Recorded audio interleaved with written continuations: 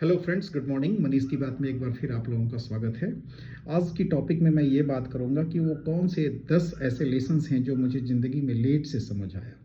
तो चलिए स्टार्ट करता हूँ। पहला लेसन ये है कि मैंने अपनी इन्वेस्टमेंट जर्नी को बहुत लेट स्टार्ट किया। जब मैंने 2002 से अपनी प्रोफेशनल लाइफ को स्टार्ट किया था, और उस समय मुझे वो नॉलेज नहीं था कि अगर मैं उस समय कुछ भी छोटा से छोटा अमाउंट अगर इन्वेस्ट करता इक्विटी में, म्यूचुअल फंड में, एसआईपी में, स्टॉक में, तो शायद आज बहुत बड़ा वेल्थ क्रिएट हो गया रहता। लेकिन जब जागो तभी सवेरा। तो मैं आप लोगों से यही कहूँगा कि आप छोटा से छोटा अमाउंट बहुत जल्दी, जब से आप पैसा कमाना शुरू करते हैं, 500 हो, 1000 रुपया हो, 2000 रुपया हो, आप एसआईपी में, म्यूचुअल फंड करें, जिससे एक आपका लॉन्ग टर्म में 20 साल 25 साल के टाइम पीरियड में आपको एक लंबा अच्छा पैसा बन जाए। एसआईपी की तो बात ऐसी है कि अगर आप 1000 का भी एसआईपी करते हैं 30 साल के लिए, पर मंथ एसआईपी करते हैं, और वो 20% भी अगर एनुअली रिटर्न देता है, तो आपको जानकर हैरानी होगी कि वो कितना बड़ा पैसा बन जाता है। 30 साल में 2,34,00,000 रुपया बनता है 1000 की एसआईपी से, 30 साल में 20% एनुअल रिटर्न से। और ये बहुत ही आसान है 30 साल के टेन्योर में 20% का रिटर्न लेना, जो कि बहुत सारे ऐसे म्यूचुअल फंड हैं जो 30% 35% से एबव ने रिटर्न दिया है। अगर हम केवल इंडेक्स फंड की बात करें तो वो भी 15% एनुअली सीएजीआर देता है। तो ये तो बात हो गई पहली सबक की कि आपको अर्ली इन्वेस्टमेंट करनी है। अगर आप जितना जल्दी इन्वेस्टमेंट शुरू करेंगे, उतनी ही आपकी फाइनेंशियल फ्रीडम को आप उतना जल्दी हासिल करेंगे। दूसरा सबक, अपने हेल्थ पे ध्यान देना। ये मुझे थोड़ी लेट से समझ आई कि अपने आप को फिट रखना कितना ज़रूरी है। तो मैं कोशिश करता हूँ कि डेली कम से कम वॉक करूँ, एक्सरसाइज करूँ कम से कम 15-20 मिनट का।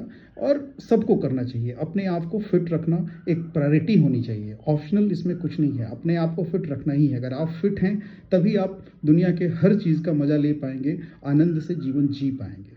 तीसरी बात है कि आप कभी भी किसी बुरे चीज़ अगर आपकी ज़िंदगी में होता है या कुछ आपके मन के मुताबिक नहीं होता है, तो फिर उसके लिए अफसोस नहीं करना है। Everything happens with for a reason.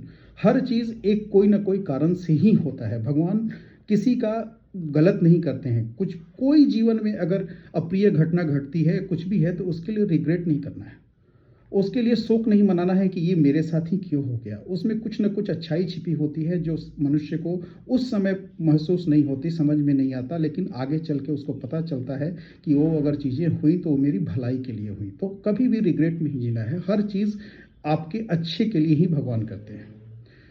चौथा चीज़ हो गया, आप किसी से उतना ज़्यादा प्रेम ना करें, आसक्त ना हो, किसी किसी को अपनी कमजोरी ना बनाएं। एक भगवान को छोड़ के भगवान में विश्वास करें। तो एक एक सिंगल गॉड हैं जो अलमाइटी हैं, वही आपके अपने हैं। बाकी यहाँ धरती पे माँ बाप, जिसको हम लोग माँ बाप बोलते हैं, वे तो धरती के भगवान हैं ही, लेकिन वो भी एक दिन छोड़ के चले जाते हैं। कोई आपका यहाँ जिंदगी भर साथ निभाने के लिए नहीं आया है। आपके बच्चे, पुत्र पुत्री, दोस्त, हित नाते, जितने भी लोग हैं, रिश्तेदार हैं, वे सब आपके साथ तो हैं जब तक आप ठीक हैं। जैसे ही आपकी स्थिति खराब होगी, सबसे पहले वे लोग छोड़ के चले जाएंगे। इसलिए अपने आप से प्यार करें और भगवान से प्यार करें। किसी को इतना अपनी कमजोरी न बना लें कि उनके बिना जीना ही मुश्किल हो जाए। तो ये रही चौथी बात। और जितना पांचवी बात यह है कि अपने आप को फाइनेंशियल सिक्योर करना बहुत ज़रूरी है। फाइनेंशियल फ्रीडम को पाना बहुत ज़रूरी है। तो पैसा खूब कमाइए, अपने स्किल को डेवलप कीजिए, और स्किल को डेवलप करके पैसा कमाना और पैसे को इन्वेस्ट करना बहुत ज़रूरी है। और पैसे का सुरक्षा करना, उसको बचा के रखना। कभी कभी लोग पैसे तो बहुत कमा लेते हैं लेकिन उसको बचा के रख नहीं पाते। ऐसे ऐसे डिसीजंस ले लेते हैं, ऐसे ऐसे प्रॉपर्टी खरीद लेते हैं कि वो कभी बिकती ही नहीं है, समय पे वो काम नहीं आती है। तो अपने पैसे को बचा के रखना भी कि आपके अनुसार आप अपने पैसे को खर्च कर सके, उस पर आपका कंट्रोल हो। ना कि आप अपने, अगर आप हैं और अपने प्यार में आके, मोह में, फीलिंग्स में आके आप अपने पैसे को किसी दूसरे को दे दे, उस पर आपका कंट्रोल नहीं रहे, तो वो भी आपके जीवन में बहुत बड़ा दर्द बन सकता है। और जो छठी बात यह है कि जो आप चाहते हैं, जो लाइफ आप जीना चाहते हैं, उस लाइफ को लिखिए, उस अपने गोल को लिखिए कि मैं अपने जीवन से कैसा ज़िंदगी चाहता हूँ। और उन सब चीज़ों को करना शुरू कीजिए। हो सकता है कि आपके विश लिस्ट में कहीं घूमना हो, किसी अच्छे रेस्टोरेंट में खाना हो, कोई ब्रांडेड कपड़ा पहनना हो, ये आपके विश लिस्ट में हो सकता है। तो देखिए कि क्या मैं उस चीज़ को नहीं कर सकता हूँ क्या? कभी-कभी हम लोग क्या सोचते हैं कि हमारे जीवन में ये चीज़ें हो जाएँगी ना, तब मैं ये करूँगा। नहीं, उसको कल पे नहीं टालना है। पता नहीं आपका जीवन कब तक है, क्योंकि यही एक सत्य है कि लोग बोलते हैं कि अरे 10 साल के बाद, 5 साल के बाद कर लेंगे, लेकिन नोबडी नोज़ कि कब आपका अंतिम दिन हो। तो कोई भी चीज़ करने के लिए, अपनी इच्छा को पूरा करने के लिए आपको समय टालने की ज़रूरत नहीं है, दिन देखने की ज़रूरत नहीं है।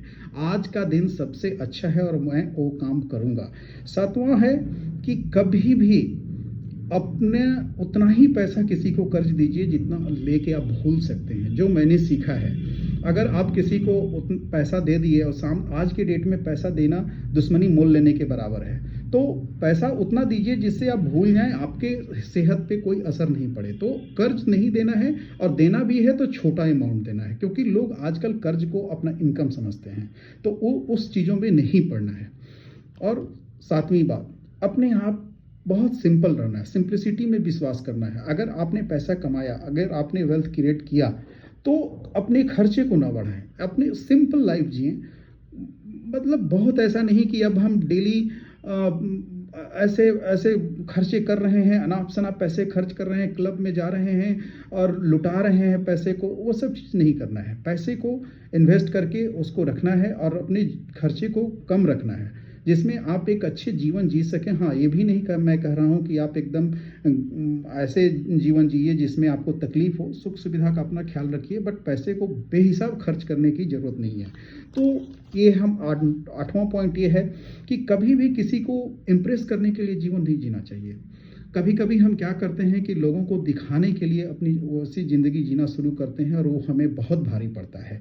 लोगों को क्या है, लोग आएँगे आपके मुँह पे अच्छा बोल के चले जाएँगे। कोई भी चीज़, जैसे मैंने अक्सर देखा है कि कोई अगर पार्टी देता है तो वो उसमें पैसे तो बहुत खर्च होते हैं, या किसी बेटी का शादी हो, बेटा का रिसेप्शन हो, कभी कुछ हो, तो लोग अनाप-शनाप पैसे खर्च करते हैं। खाने वाले खा के जाते हैं, बाहर निकल के जाते हैं, बोलते हैं कि अरे इसमें ये अच्छा नहीं था, उसने तो ये रखा ही नहीं था। सामने वाले का कष्ट पता नहीं है कि उसने पैसा कहाँ से लाया, लोन लिया, किससे कर्ज लिया, वो नहीं है। वो देखेगा कि जाके बाहर आपकी शिकायत करेगा ही करेगा। कोई यहाँ आपको अपना है ही नहीं। यहाँ पे आपको आप खुद और आपके भगवान, वही आपके अपने हैं। इसलिए किसी को इम्प्रेस करने के लिए जीवन नहीं जीना है।